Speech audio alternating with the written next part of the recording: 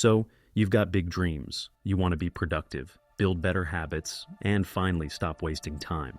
But every time you sit down to get things done, nothing happens. You scroll on your phone, watch one more episode, and tell yourself, I'll start tomorrow. Sound familiar?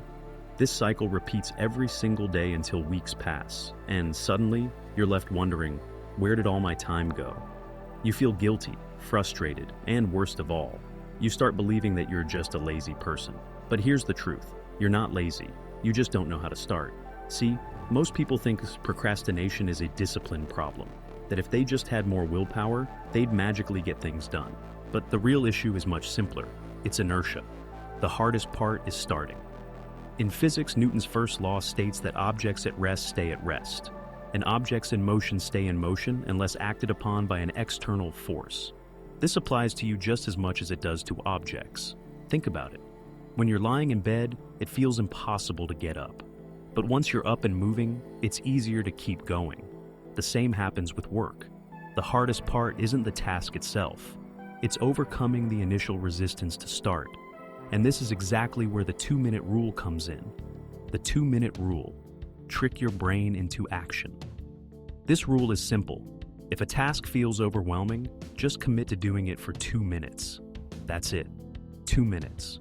Not an hour, not 30 minutes. Just 2.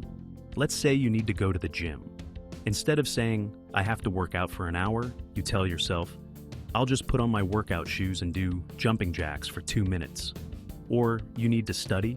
Instead of saying, I have to study for 3 hours, say, I'll just open my textbook and read 1 page for 2 minutes. This tiny commitment tricks your brain into starting, and once you start, something amazing happens. You keep going. Why? Because objects in motion stay in motion. The psychology behind it. Our brains naturally resist big tasks because they seem overwhelming. But when we reduce the commitment to just 2 minutes, the pressure disappears. It becomes too easy to say no to. And here's the best part. Once you start, you'll almost always continue beyond those 2 minutes. Think about it. Have you ever told yourself you'd watch one YouTube video and then an hour later, you're still watching? That's the same principle at work. The momentum keeps you going. How to apply this in your life? The 2-minute rule works in every area of life. Need to write an essay? Just write 1 sentence. Want to read more? Just read 1 paragraph. Need to clean your room? Just pick up 1 piece of clothing. It's a small push that makes starting effortless.